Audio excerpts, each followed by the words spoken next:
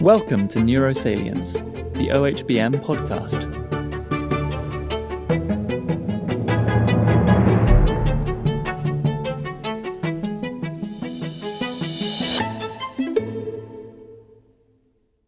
Welcome to the Organization for Human Brain Mapping Neurosalience podcast. I'm Peter Bannattini, and here I discuss brain imaging and modeling with scientists from around the world. So this is the second podcast in which we have Dr. Vince Calhoun on. He is the director of the Tri-Institutional Center for Translational Research in Neuroimaging and Data Science, TRENDS, which is a consortium formed by Georgia State University, Georgia Tech, and Emory University. So he's built quite a empire between these three universities, and he has a tremendous team of people working on so much that it's hard to actually completely get my head around everything that he's doing. Many different processing approaches, many different applications. And specifically, he's been focusing a lot on the use of fMRI to try to better understand and come up with biomarkers or signatures, at least, of schizophrenia. And we sort of try to summarize some of the approaches he's taken and what they found. More generally, we sort of go into the efficacy of resting state or task fMRI, the usefulness of structural data, and several other things around that theme of trying to pull information from the time series data. On top of that, looking at data fusion from other modalities. So he's been using very many different tools to do this very well. And we talk a little bit about some of the limitations. What are the ultimate goals of doing this? What ultimately would a clinical application look like? So we go on beyond that and actually just talk generally about the importance of a data-driven approach when you're developing processing methods. Sometimes tempting and too easy to start with a model of what you're looking for, but we discuss more how it potentially the best approach is to iterate between trying various mathematical approaches, seeing what comes out, seeing what features come out, and then refining your model to then refine your approaches. So we also talk about the variability in fMRI data from everything from the noise to how subjects vary and what challenges that offers in terms of, especially in the context of big data. Large data sets, you get very small effects, many of them very important, but very small because these diseases are complex. But so we talk a little bit about that in the context of the paper that came out a few years ago, the BWAS paper by the WashU group. He's also been working with data fusion, so fusing EEG and fMRI data and other data as well. And we talk about the advantages of using data fusion and especially of using multivariate modeling for that data. And lastly, we sort of delve into his work on deep learning and what it potentially offers, and ultimately what the challenge is in actual clinical implementation of fMRI, and in the context of maybe using deep learning. And what sort of information would you give a radiologist or somebody interpreting the scans? Would it be a number? Would it be an image? Would it be some abstract representation of the data that requires a certain amount of skill in interpreting? These are all things that are bridges yet to be crossed in the field. Overall, the discussion was a lot of fun, a big perspective builder, a lot of things to discuss further. So I hope you enjoy it.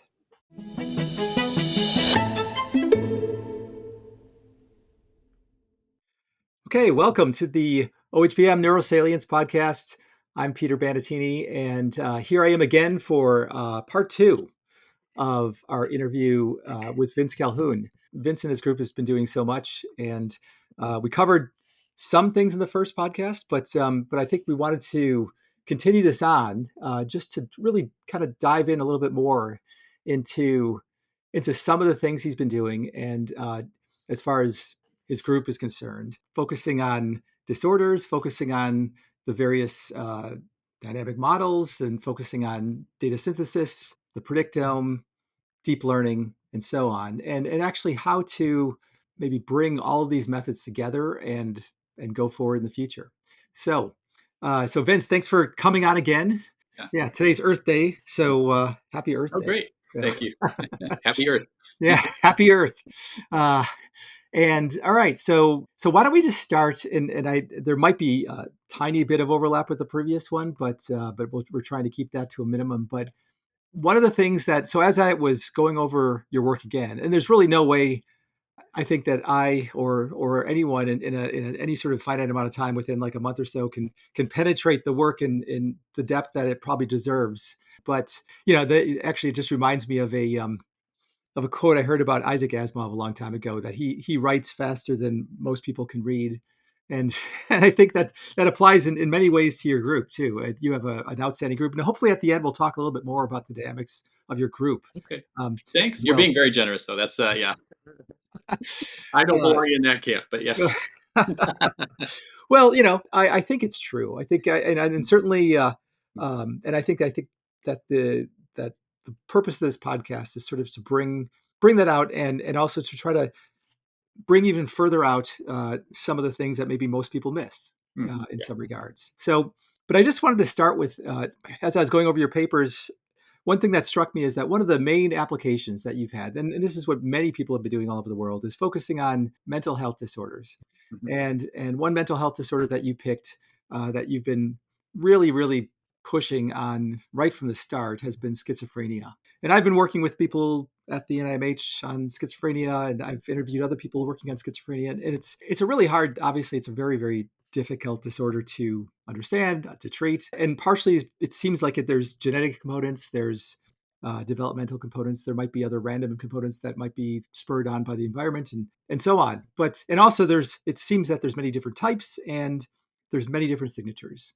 So do you think that you could possibly sort of trace, on some level, your development with your group focusing on schizophrenia? So the idea is, it's like, okay, well, let's look at the structure, or let's look at the dynamics, and what do you see, and then where do you go from here? What are the signatures or the features that you use to better identify it? Sure. Yeah. Yeah. So I guess there's a lot of questions packed in there. Yeah.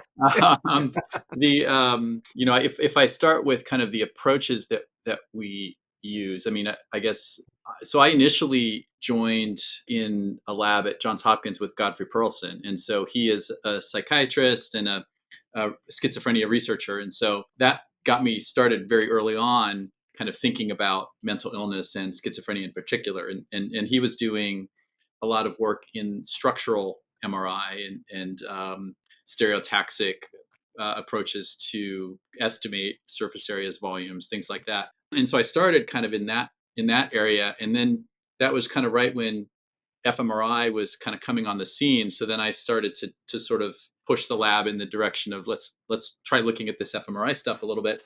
And so that kind of led me to play around with a bunch of different methods early on, and I think a few years in, I came across independent component analysis and started playing with that. I really liked the fact that it was sort of trying. I think this is sort of a general principle that I tend to sort of a general view with which I approach data, which is to try to avoid making strong assumptions as much as you can. We all have to make assumptions. We all have our certain things that we focus on, but in particular with fMRI, it was very striking early on how narrow the questions were being asked, because we started from just A versus B, and Yeah. kind of subtracting, and then it was like, well, maybe there's a shape to maybe that, evolution, Yep. blocks, events, and then spatial and all that stuff. And I really like the way that if we focus on sort of coherent patterns that are extracted from the data in a principled way, such that they're sort of maximally independent of one another, that started, it looked very interesting, actually, just early on. And so I got really into that very early on, and started to focus on, this is cool, but can we do something with it? How do we make inferences about groups? How do we look under the hood and see what did this model tell us about the data? What are Yes. the regions? What are the time courses, how do they relate to one another, interactions, and then eventually how do we get to individualized measures, how do we do predictions and things like that. And so that got me in that space Yeah. generally, which is I'm very much kind of on the data driven side of things, but not only. I kind of see it as sort of a point where I like to kind of hang out in that space, but you always have to push, right? For example, once we learn something, we can study it in a little more depth and ask very specific questions about it. Yeah. So yeah, and then in terms of different features and things, I mean, there's a lot of stuff that we've learned over the years, and others as well, about what is associated with schizophrenia, right? In terms of which brain networks are showing changes. There's a lot of changes in the connectivity, the network level connectivity Yes. in schizophrenia, and then I think the dynamics of that brings a whole new perspective that I think opens up some interesting perspectives that we don't see if we look at kind of the average over time.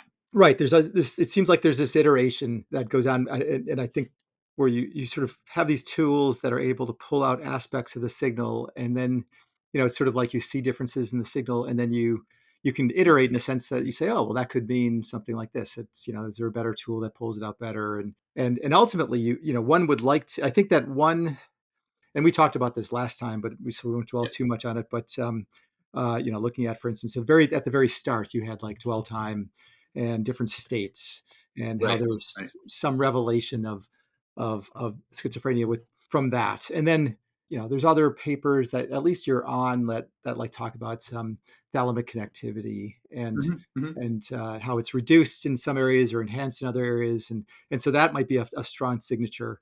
But then, of course, as you get that information, I think to some degree, right, the natural thing then is to sort of build this model, is to sort of either a rigorous model or just simply a conceptual sort of like, oh, so why would that be? Is there certain subjects that would have this for some reason? What's going on as far as Yeah. what's actually going on? I mean, these tools are sort of giving you features that might be useful, but also giving hints as to what's actually happening in the brains of those who have schizophrenia. Yeah. Yeah. Yeah, and no, I think over the years too, and in a lot of our papers, we've also used some similar data sets too, right? So it's been really interesting because it gives us a way to relate all of these findings, together. And we of course also want to go to new data and validate and see that it replicates in other studies, et cetera. Yeah. But it's been really, I think I need to spend more time really kind of synthesizing all the work that we've done. We've been, over the past year thinking a lot about revisiting some of the existing models of schizophrenia and trying to tack on some of the findings that we now know are really very robust and consistently found. I mean, you mentioned, it's sort of this interaction between cerebellum and thalamus, the sensory motor areas, and it's, to me, it's also pretty striking that if we look at it at least through the lens of our methods, we see some different regions have different features, pull out different things, right? So in functional network connectivity, which is really looking at like correlation or sort of dependency between whole brain networks, in our case, extracted with ICA, we see a lot of the information is in the cross domain. Like a domain is a term we use for things like sensor motor or default mode network or cerebellum. Terminology is hard, but Yes. Yes. but that's what we use. Yeah. And in that space, we don't see a lot in like cognitive control areas or even default mode network areas. It's all in the sensory motor and cerebellum and Huh. subcortical blocks. But if we look at dynamic connectivity, we see examples where default mode pops up transiently coupled with those blocks Interesting. in the controls, but not in the patients. In the patients, it's default mode alone that pops up, Yes. transiently. And so when you average those together, you don't see it because of the way the occupancies are working. It kind of averages out. If we look just at default mode, we see evidence of higher frequency content in schizophrenia patients relative to controls. we see that in a number of different disorders as well. Yeah. So I'm not sure it's a specific signature, but it's definitely it's definitely present there. So when you say higher frequency content, is that in the realm of fMRI, or is that more like It's in the realm of, so here I'm specifically referring to fMRI. So it's kind of low frequency, I guess, in general, below 0.25 hertz. Yeah. Because these were slower TR, like 2-second TR studies or so, but above like the 0.1 hertz range, that is where most of the bold signals focused. Yes. Yes. Yeah. And then I guess just to briefly mention too, in terms of evolution of methods, also started to think, well, we can do the same thing with other kinds of data as well. So we started to say, well, we've got, we get structural data, we have diffusion data, we have EEG data. Let's put all these things together. And so we see, for example, in structural data, we see consistent reduced volume in sort of bilateral temporal lobe and insula, medial frontal cortex. And we find that kind of as a covariating network with ICA as well. Oh, that's interesting. But structural data in general is a little bit less sensitive in terms of prediction, in terms of sensitivity, than functional MRI data, which tends to be more it's kind of the opposite of what you see in Alzheimer's. In Alzheimer's, structural data gives you more because it's correlated with age too. Yeah. And you have so much atrophy. I mean, it's always, once again, that with all of this data, the question is also like, what does it mean? And right, if structural data changes, it seems like, is it because those connections, or that it's like used less, and therefore it's reduced? And then with Alzheimer's, it's somehow just degraded organically. Yeah, right. And so yeah, which comes first? Right. Is the chicken and the egg problem? Yeah, for sure. Yeah, and just to reemphasize this point of the data fusion. I mean, that's wonderful because right there, I think that what you're doing is, I think it also is very much in contrast to, without mentioning any specific groups. I remember in the past, there was starting out with a strong hypothesis that for instance, like schizophrenia is associated with problems of working memory.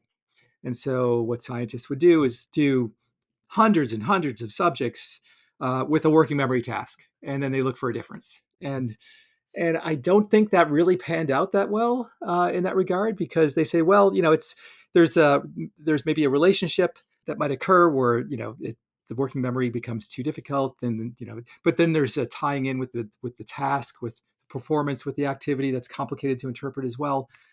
Yeah, I think that it's what you've embraced right away is sort of this idea that you're developing these tools and making them ever more sensitive to features, and then iterating and then drawing meaning. Because honestly, we don't know. I mean, we just don't know. It's I guess I'm in a sense not so bold as to go that far so early on, right? Because there's so many possibilities. I think we can learn something from both perspectives, of course. Right. Exactly. And I'm just more of a scaredy cat, and don't want to dive in so specifically. But I think there is a need to do that as well. One of my favorite examples I use in my fMRI course all the time when we do the ICA lecture is dorsolateral prefrontal cortex, which is one of the working memory related areas that there was a whole debate over hypoactive or hyperactive. And we ended up finding two different components that overlapped with one another, but not perfectly, right? And one of them showed hypoactivity, one of them showed hyperactivity, and they were both showing a relationship to task difficulty for working memory tasks. And so depending on where you look and how you separate things out, you're going to get very different answers. And so the answer, I guess, in that case was it's both, but it depends, right? So. And it's so easy to just spin sort of just those stories where you could say, well, it could mean this, it could mean this. But right, I mean, and I think it's a really interesting. And I also want to I don't want to overemphasize that too much, because I think that's really synthesis, right? That's trying to take stuff we know. We don't know everything, right? We have what we know now, and trying to make an educated guess, right? And go to the next step. And it's worth a shot, right? It's something to try. But I think we have to be a little careful about committing to it too strongly early on. but Yes. it's still can be valuable to take those steps, I think. Yeah. So yeah. Yeah. No, I do think that you approach it with I think having a certain amount of sort of humility about the data or about the problem at hand. And Yeah. there might be aspects of schizophrenia that are strong signatures that might be outside of the realm of at least with fMRI can measure, and it might be some sort of combination of fMRI and MEG or something else. Right.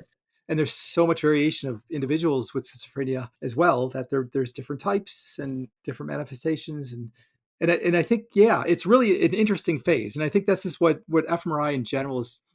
This is like a big problem with fMRI that it's grappling with is that it's trying to become more clinically relevant.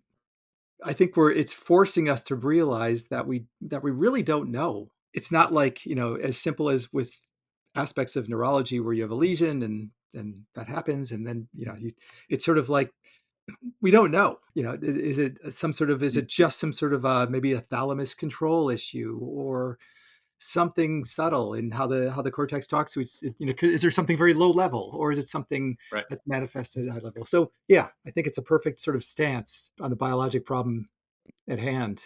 Without dwelling too much in schizophrenia, I am curious.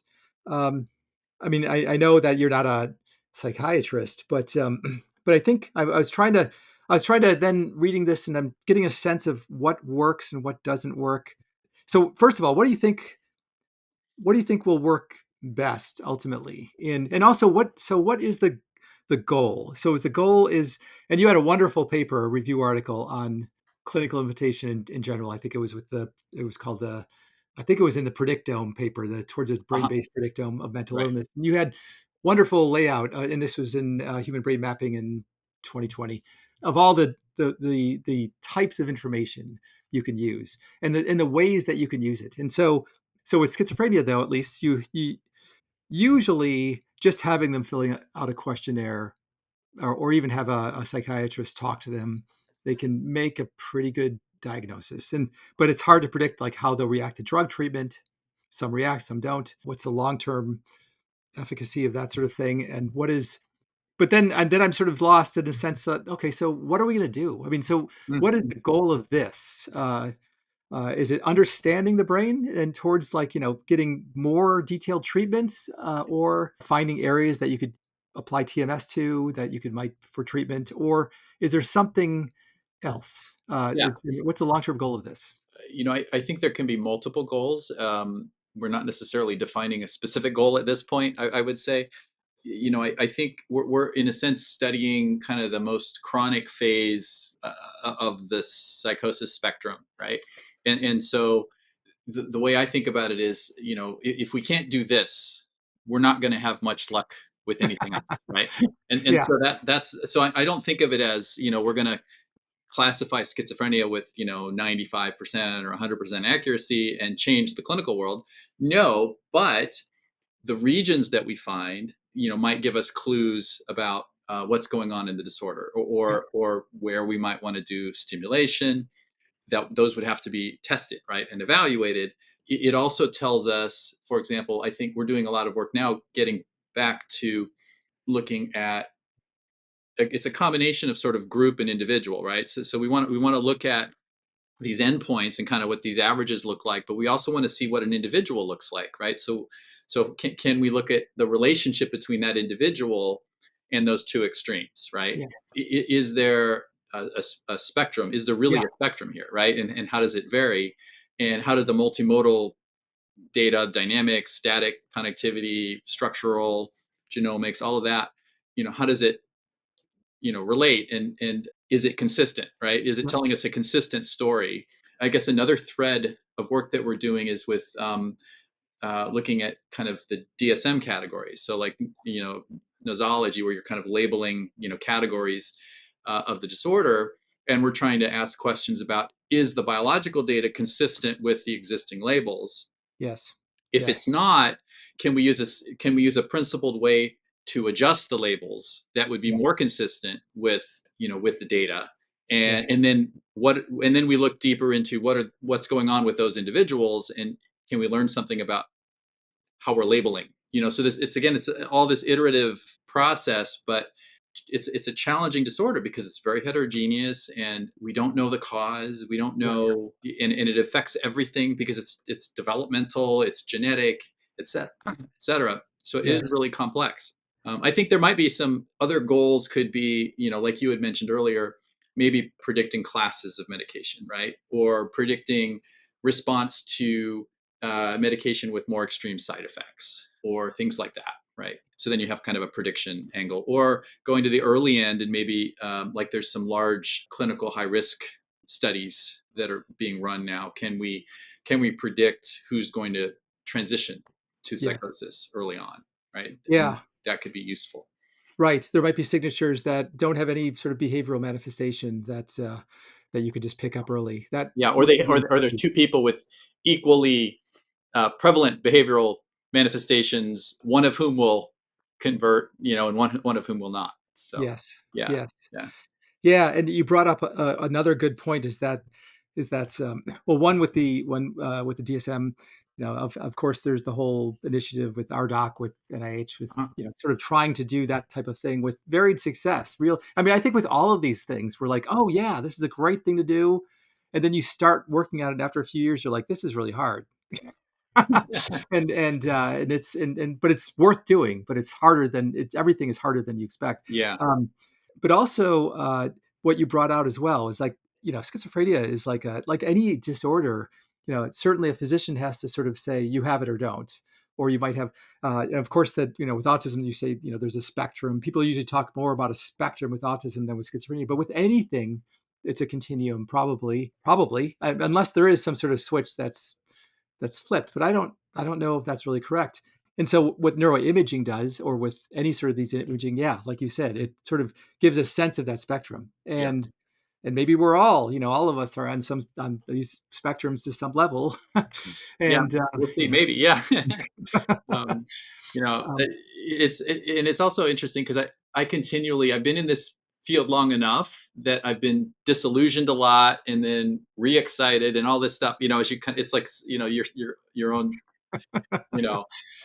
This isn't telling us anything, or this looks cool. That kind of sort of, and so, but looking back, I see a lot of progress that we've made, and in this data-driven space where we can, starting early on, we didn't know about resting networks, we didn't know what they were. Now we can, the whole field can estimate them pretty easily in anybody.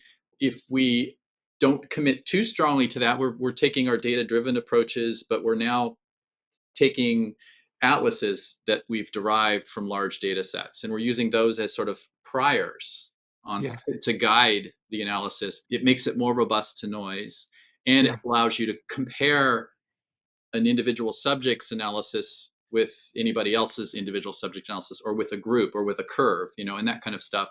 In this data-driven framework, things can change in that individual, be adapted. And we're doing this also for dynamically as well, where we can, again, you can model dynamics in different ways, but if you take the concept of patterns of connectivity that sort of evolve, people go closer to or further away, and that's kind of what we're calling states.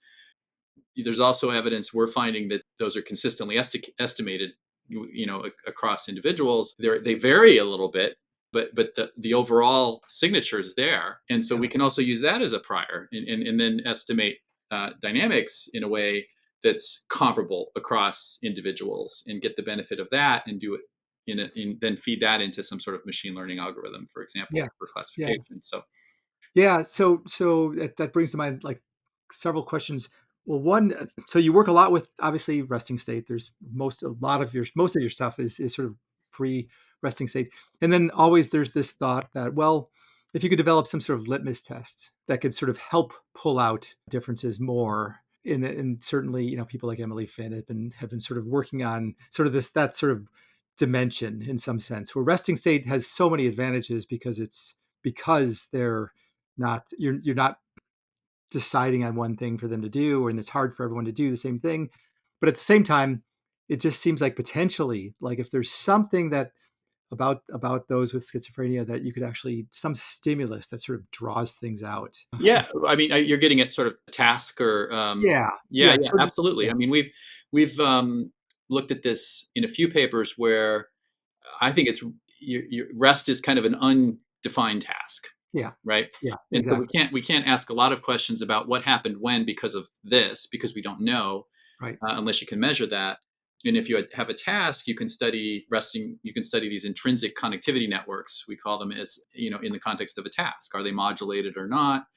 And then we had an early paper where we looked at schizophrenia and controls, and we found in a task, it was an auditory oddball task versus resting fMRI, and we get the same networks out for all of those, but they differ spatially. They shift or they shrink or they grow. The interactions vary. So the task modulates the network spatial map and its temporal properties, Yes. and that modulation interacts with whether you're a patient or you're a control.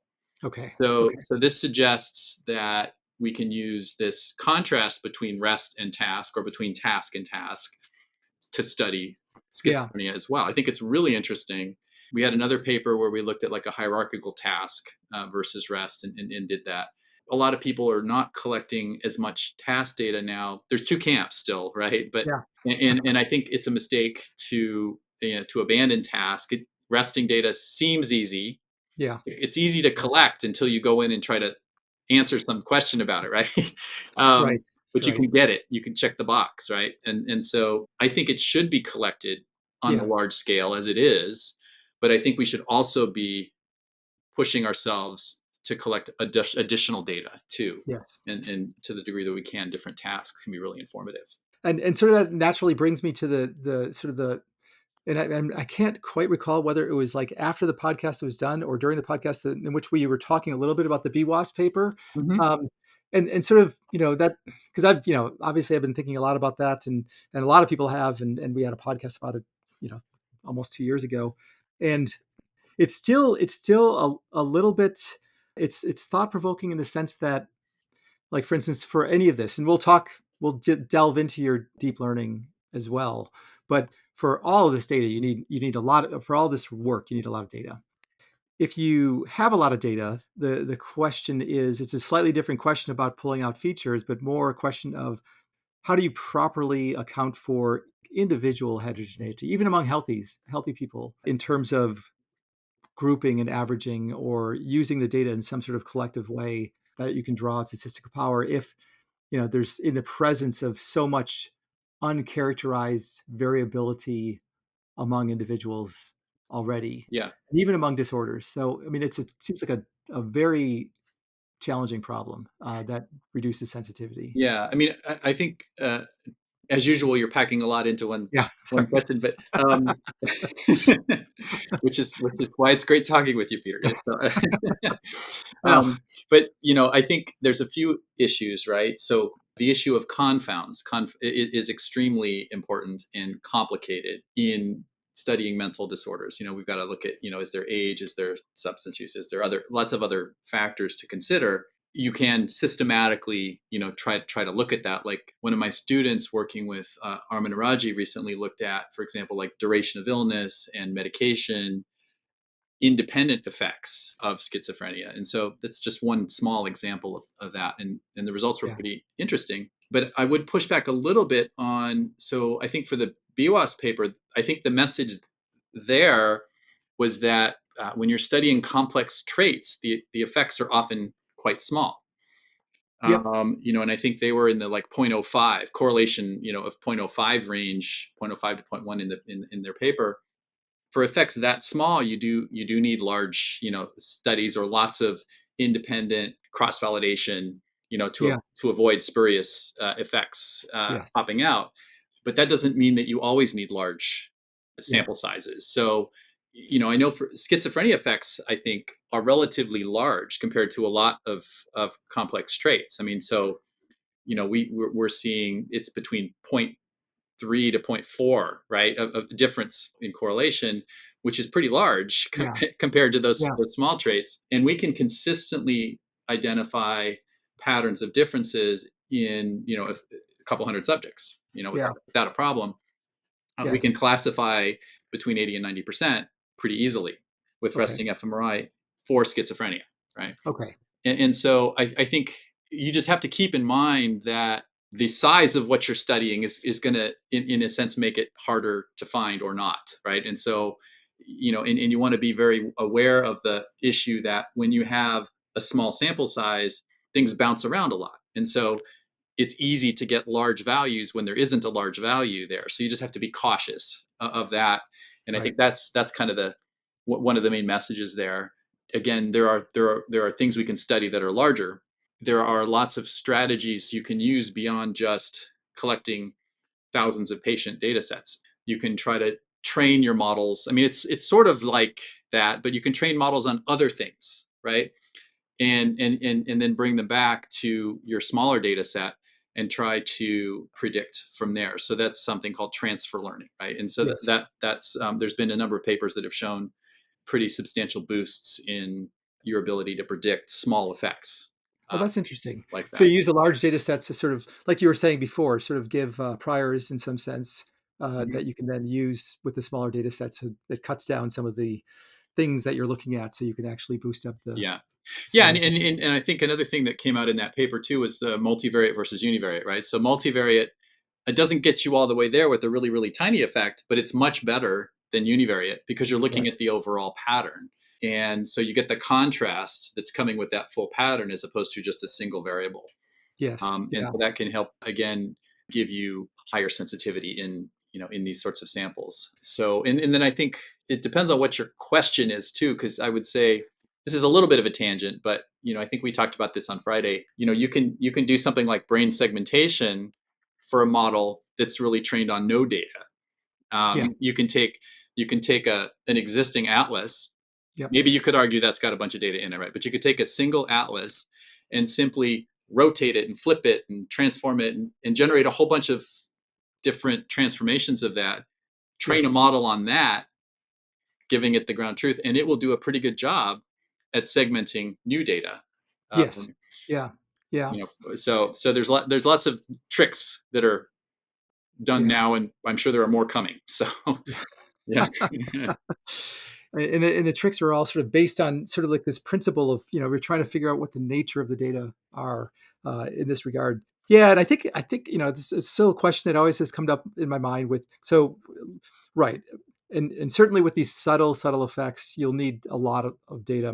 Once again, my thought is that, so some effects might not be so subtle if we just figure out how to group the subjects better or spatially Yeah. normalize them Yeah. better or whatever, it might pop up more. Yeah. Um, So another term that we've been that I'll use is subspaces, and so we've been trying to let the model identify essentially, are there clusters of subjects or clusters of data that group together, or yes. getting at before I was talking about how consistently the biological data agrees, say, with the DSM labels, right?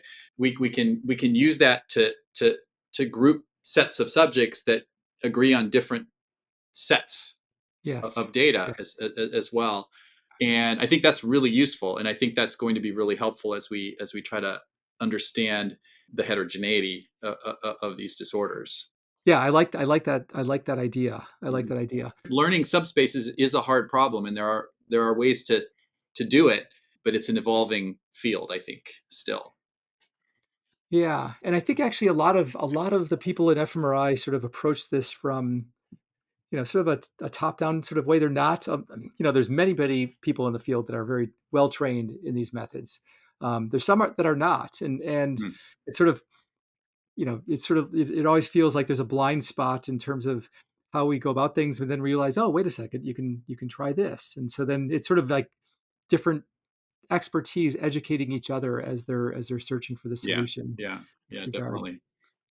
But so do you think that we'll have enough? I mean, and I think I asked you this before, it's sort of like an open question, but, and I ask a lot of people this. It's like, okay, so it takes that many subjects. Let's say it takes for, let's like something that you're looking for. Let's say it takes 1,000 subjects to come up with this biomarker, and then you have it. Okay, let's say it's very distinct, it's very clear, and now clinically you have this one subject, and you want to put them in and see if they match this or not. It seems that it's a very difficult problem to take one subject, even with multivariate sort of assessment. But you could, to see which group they belong to, whether whether it's just a bimodal sort of distribution or whatever. do you think that is that the idea that you have these biomarkers and then you take individual subjects, you put them in the scanner, you say, oh, you're this or you're I this. mean, yeah, I think we could do that. I think that's where we're going with this sort of these constraint or biologically informed models, constrained models, that kind of thing, where you've told the model, here's kind of what the network looks like. The one we're studying looks like this, and then you let the model adapt to the subject, and then you can get an accuracy. You can get a prediction out of that, Yeah. right? Yeah. But Yes. I do think that is not going to leverage the expertise of the clinicians very well, Right.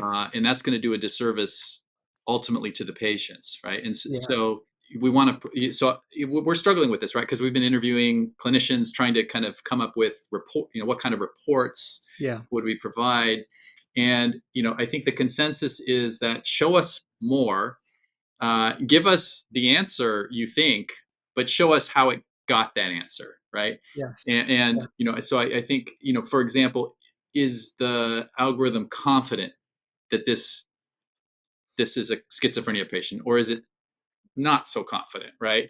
Yes. And what's this, is there a visual way to represent the signature of what's going on? And I think of it like like a radiologist, they want to see the picture, right? They want to Right. look at it and say that's that. And I think it's as we move in that direction with psychiatry, I think there needs to be some pictures, right? We need Yeah. to figure out what those are. But that conveys a lot of information in a snapshot, right? And it helps, I think, with understanding. And I think we're gonna learn more about what kinds of information we need to convey, Yeah. as we do this. But I think it's going to be much more than just a single number, Yes. because I think the single number is not going to be enough, because it's going to be right or it's going to be wrong. Maybe it'll be that accurate that it will make a difference in some cases, right? But it may Yeah. not be that. It may be a little bit more of a discussion, right? Or Yeah, and that's you bring up a really interesting point. I mean, one is sort of practically how is fMRI even going to be used clinically? It's like mm, you have to have a pipeline that's sort of rock solid and works, and then of course the data display is it you have to sort of have an agreed. It's actually fascinating to look at. Radiologists actually read images where they play with the level and the grayscale, and they kind of look at it and they sort of look at the image, they play around with that a little bit, yeah, and then they make a yeah, decision. yeah. But you could imagine having some sort of multi-dimensional sort of display that has the information in a map-like form that a radiologist will have to learn to explore this space effectively. To sort of, you can imagine it will have a lot of information, and Hmm, hmm. radiologists will learn to interpret maybe this Yeah. Or highly and multivariate. maybe it's a brain image. Yeah, Maybe it's a more abstracted kind of image that still conveys, so I think there's a lot of ways to visualize data that we use in the research side, and so yeah, maybe some of those could be used as a summary, right, of yeah, what's going on. yeah.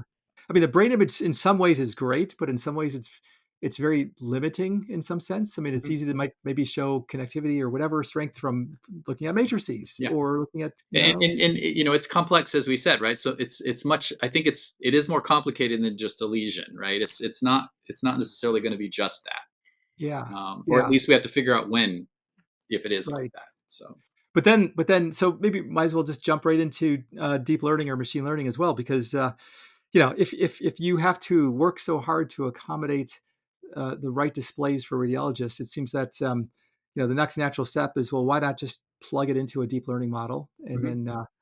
then have that then spit out some sort of recommendation to a radiologist if they can't, if you really do have to take in and sort of process maybe 100 pieces of data that are all sort of in this 100-dimensional space.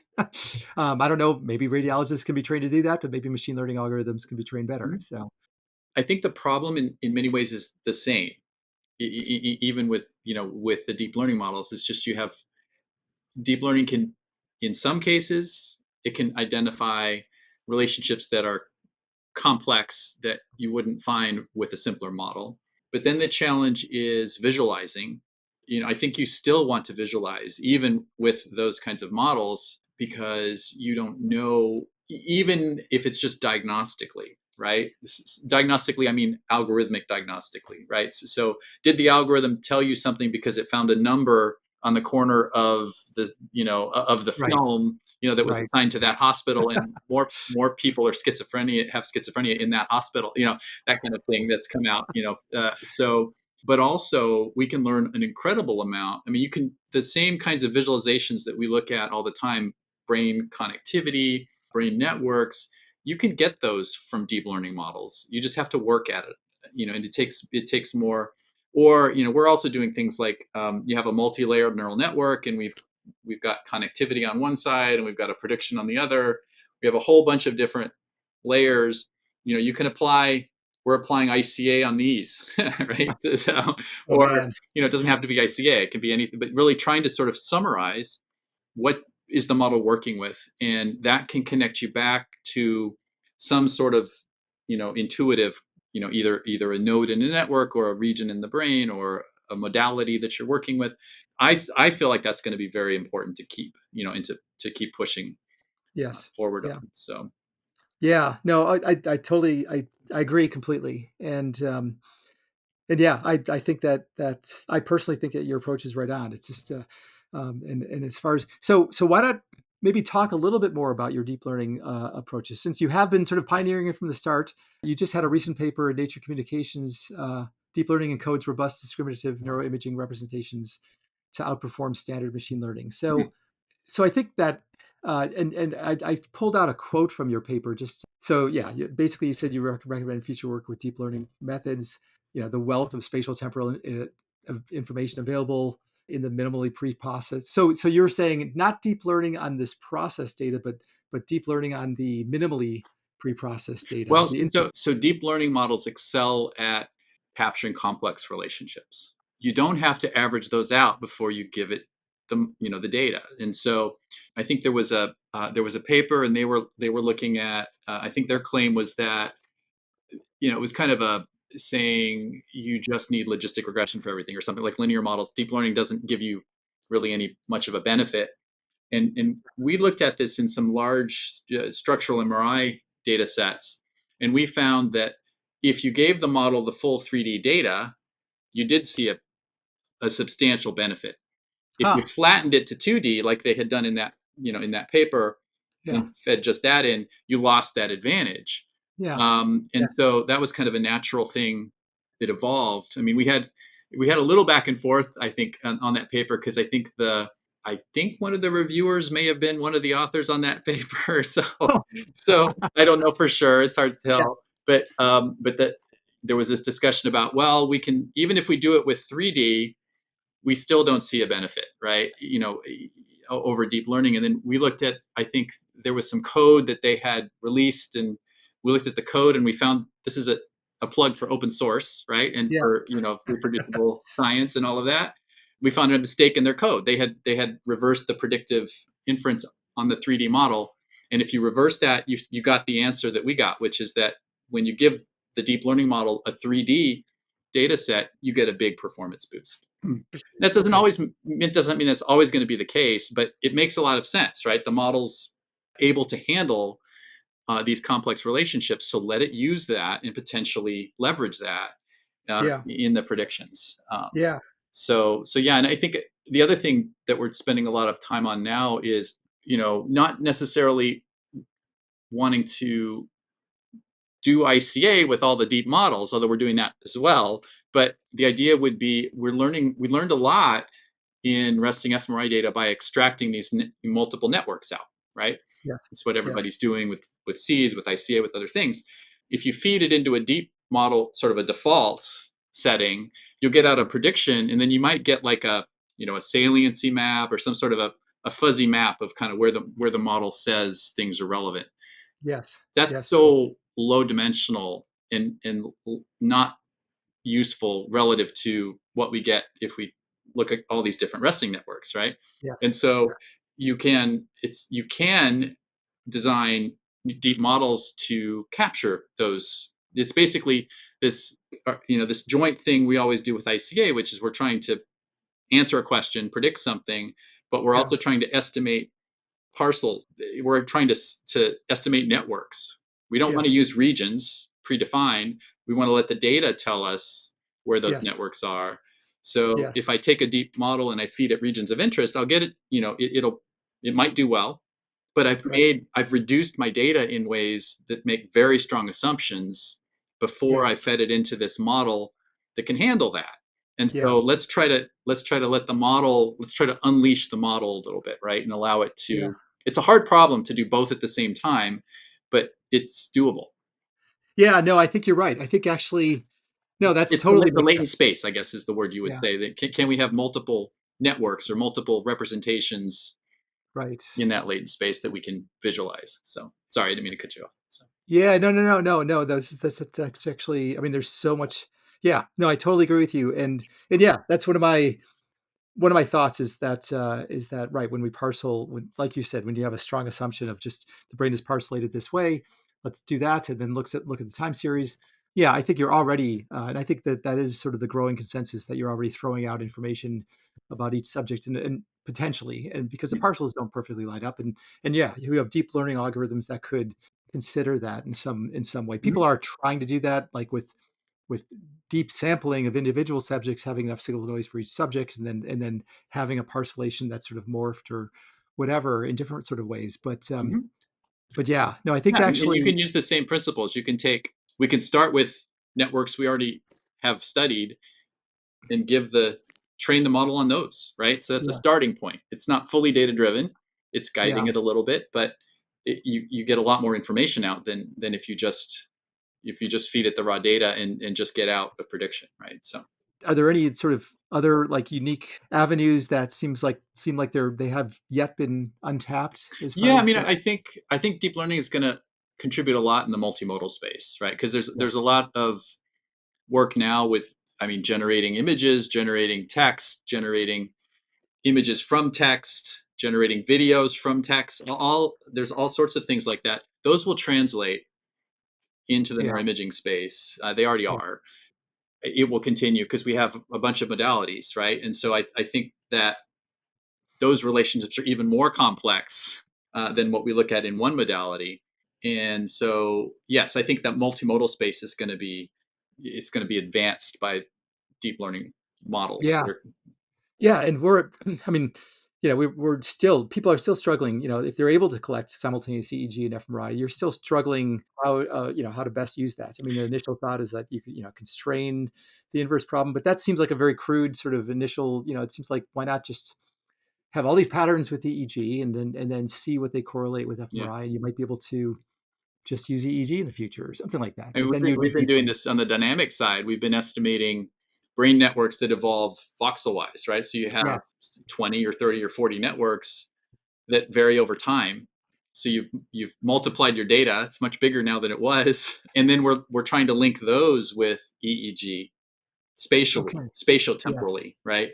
And so it's again, it's a really rich space, but there's a lot to do. In one of your papers you had mentioned, okay, so right, a lot of times people have their set voxels or their set parcels, and they look at it over time, and then some look at how things vary over space, how patterns vary over space, but I really think it's powerful and it seems like you could get the same answer from either time or space. It's just a little bit more, it's sort of, there's more of a latent dimension there. But why not look at, like you're saying, this time space evolution, the idea that there's these waves. I almost think of it as sort of these ripples or waves of activity that occur in the brain that you can picture, obviously, when you very straightforwardly when you picture time space evolution, as opposed to what's happening with that network. Sometimes things are turning on or off. Why not just look at the time space evolution of that? That's, I mean, I was intrigued by that, and I Okay. felt that was really powerful. That felt it tapped into somehow some actual way that the brain is working, and I'm just wondering how. But that seems like it would redefine how we think of the brain in terms of modules that I or mean, whatever. in a sense, though, it's the brain's been thought about that way for a long time, right? Yeah, So it's a perspective, right, on how we want to. So we've been doing some of that, like I mentioned, the sort of voxel-wise evolution, and then you can take those and you can model You can model those as, as continuous functions, and they come in and out. Yeah. They polarize, they depolarize. You can also do that with these connectivity maps, and you can have connectivity maps that gradually evolve. So you have Yes. your state Yeah. is no longer that. Again, that's just one way to model this, right? But if we think about a state, a state it isn't just a pattern, it's an Yeah. evolving pattern, right? So Yeah. it's like it's like a primitive, or a spatial temporal primitive or something that overlaps with other ones, right? Yeah. So they do that over time, and then you can look at, can we, then do these things, can you model these with dynamical systems? Well, there are a Yeah. lot of people doing that in various contexts. It's all useful, I think. Yeah. And it's a very rich space. There's many ways to do it, and they all have their own sets of assumptions, and we all have to be mindful of what we're assuming. But I think it's really useful, for example, to say, well, I've got these features now I've defined. Can I look at these in the context of a smoothly varying dynamical system and see how Yeah. they interrelate to one another?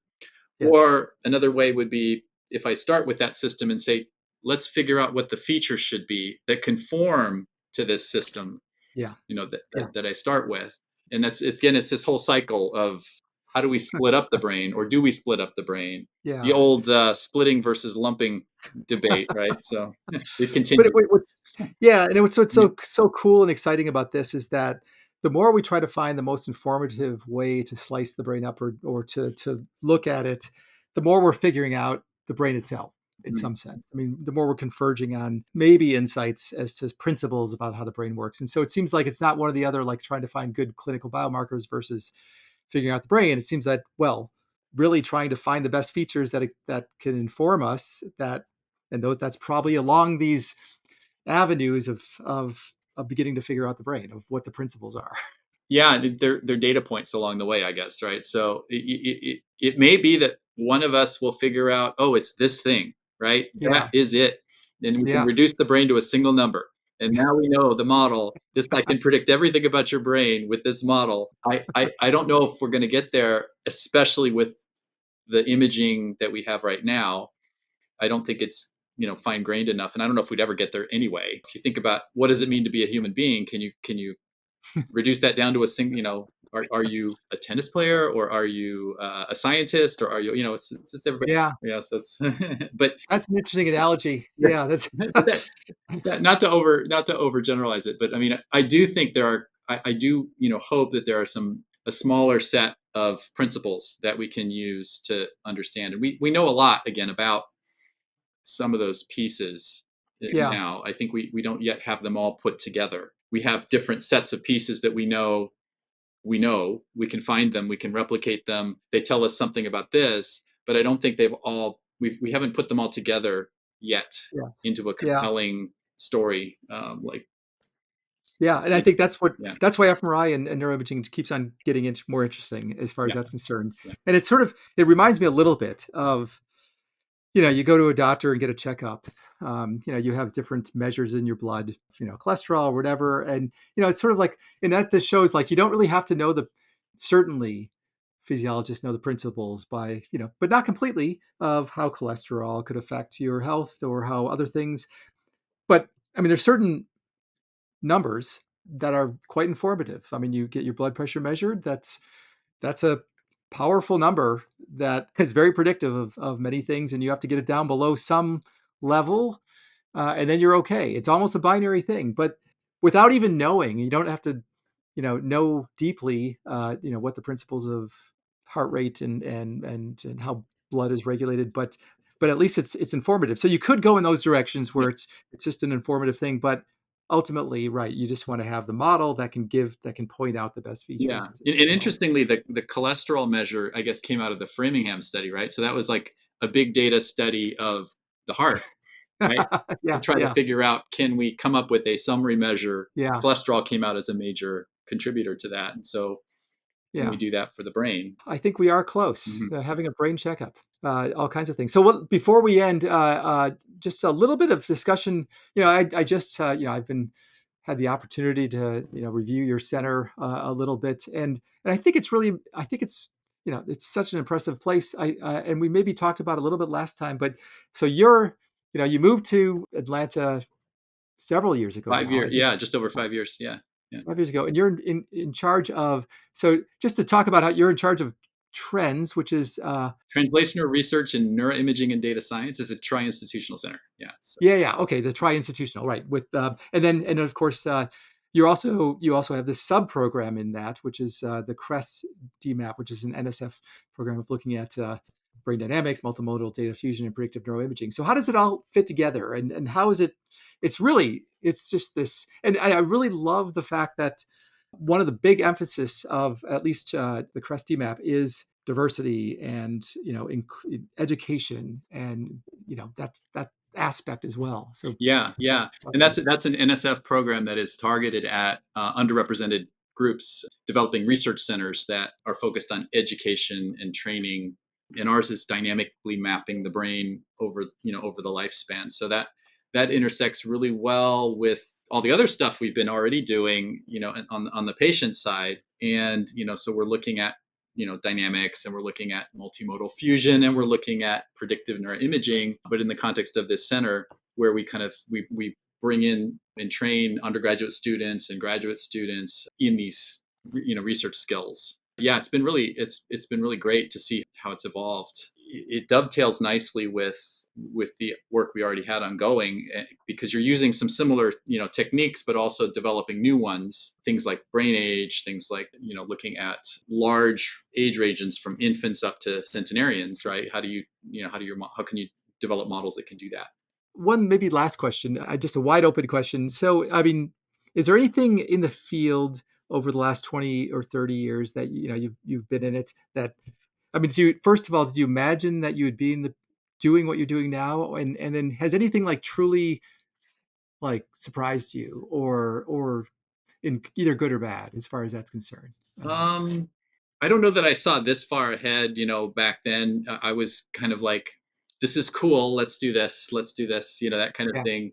But I always knew I enjoyed it, and that kind of kept me moving forward and kept me in this field.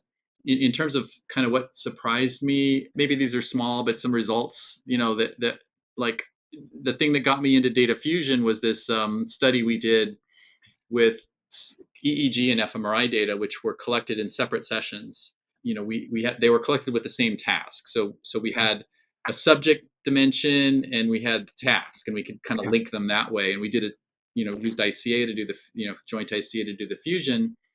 And what was cool is when we linked the data sets together, we went to the EEG side, and I started saying, well, let's pick a time point on that. And since I have a joint component, I have an fMRI part and an EEG part of that component. yeah, At each time point, I have a set of those, right? And so for a given time point, I can reconstruct an fMRI map using those weights, right? Which okay, is which is varying at a millisecond level. And I was really surprised at how well it worked, because it basically, in auditory oddball task, it showed first primary auditory, then motor planning SMA, then primary motor, then this big frontal P300 response, all in the right order and evolving over time. yeah, That for me got me hooked on data fusion. That was one of the two studies yeah, that got me hooked on data fusion. We can learn a lot. We can leverage the strengths of yeah, these different modalities. Get that yeah, diversity too, I guess, right? There's a diversity lesson in there. And I guess another thing I was kind of surprised at was, if we take gray matter maps, segmentation maps, and we look at covariation, if we look at essentially components where we have subjects by voxels, and you do this in a large data set, we get a lot of networks, covariating networks, structurally covariating networks that look like resting fMRI networks, right? And okay, so that was, to me, I was okay. Yeah, maybe there's a structural substrate to that. Maybe there's some sort of MR physics leakage of T2 star effect into the T1. I don't know, right? But yeah, it was really interesting, and we're kind of we're leveraging that kind of going forward now. Huh. As well. I thought it was really cool. And and then, that's, I think, the other thing that surprised me was how hard it was this, like, classification is hard. And no matter how hard you try it, it almost always ends up at 80% or less, right? Yeah. But if you think of the real world, that's probably, Yeah. that's a pretty good, answer for the real world. It may not be good enough for certain clinical questions, but it may be good enough for other things, right? Yeah, there's so much to talk about. But well, one actually last thing. I just want to just maybe end on this note because I usually ask people what sort of advice they would give. But I think that in the context of your center, where you're educating everyone from undergraduates to graduate students to postdocs to further. So, what sort of skills, I think, as far as what you're doing, obviously it's nice you get people, and we talked about this a little bit, you get people who come in from a neuropsychology end with not many technical skills, people with technical skills, and then they sort of converge somewhere where they get a Mhm. sense of what to do. What do you think is the most important? I mean, can you come in from both ends? What's the most important things to learn as far as that's concerned? And is there any skills that are like really hard to teach or what are like impossible to teach or Yeah, whatever? yeah, those are great questions. I mean, I think curiosity, it can be hard to teach, but that is, if I get someone in who's asking all sorts of questions and they're playing with stuff, even if they're kind of doing it in a way that, like, I would say that's crazy. Why are you doing that? That's the raw material that you can really, that person can really potentially do a lot, right? Yeah. Yeah. I think just for everybody, things like work on communication, communicate clearly with others. That's going to be how people know your work. That's going to be how you get help from others. That's going to be how you get people interested in what you're doing. And then I think visualization and data intuition can be hard to teach. I can tell people don't do this or do this for creating a plot, right? But I can't tell someone to say and maybe this just takes. I haven't figured this out. I've thought about how did I learn this, right? Yeah. Yeah. And is there a way I can recreate that in a way that would help people see, like, you want to look at some endpoints, right, and get people seeing these different scenarios. How do you know what else to look at in your Yep. data? It's like because I think the thing that really is if I have a student and they're on a project and then they'll send me a figure, right, and they don't tell me anything about it. They're just like, here, what do you Yeah. think, right? And they want me to tell them what to do next, and that's part of my role. Yeah. My role is to really teach them how to ask what can I do next of Yes. themselves. Yeah. That's going to let them go. It's going to go so much faster and be much richer for them to figure out. Here's all the things I can play with, and here's the Yeah. 10 things I should have done before I even sent you that first figure, Yep. and that kind of stuff. And Yeah. I guess other things would be like just algorithmic creativity, right? Yeah. Instead of just plugging and playing existing things, can you try to create something that hasn't been created before that Yeah. might get you further Yeah. where you Yeah. are, right? And again, that stuff can be hard to teach. Coding to non-coders, you can kind of do that. Sometimes I take people and I give them some things they've not done before and see how they do, right? And sometimes they get it and they start to really thrive, and other times it's like, well, that's not really, they're good at other things, maybe not as much that. You kind of have to figure out Yeah. tuning. Yeah. It's not like everybody's the same and we'll get to the same place. Part of Yeah. it's figuring out what they're good at, right? Or what they Yeah. want to do, or what, given their background, can they thrive in this area, and then they can use that as a branching point for other things. So Yeah, so much of what you said, yeah, definitely resonates with my experience as well. I mean, it seems like right. It's not only tied into how you think or how smart or whatever. It's more. It's like a personality thing. mhm. But then teaching, right, like you said, these meta skills, like Right. of being Yeah. that start with being curious and sort of knowing how to ask the right, how to see your blind spots about what you don't know to fill that gap, or how to, yeah, it's really hard. It's yeah, it's tricky to teach. But yeah, there's so much more. But I think this kind of further covered a lot of aspects of what a lot of people are thinking of. And thanks again for the second visit, Vince. Yeah, And no, it's an honor. I appreciate being asked to do this, and it's been fun. Yeah. yeah, So, well, thanks. I look forward to seeing you at Seoul. So all right. likewise. Neurosalience is brought to you by Organization for Human Brain Mapping. This week's episode is produced by Xiqian Michelle Li and Ömer Faruk Gülban.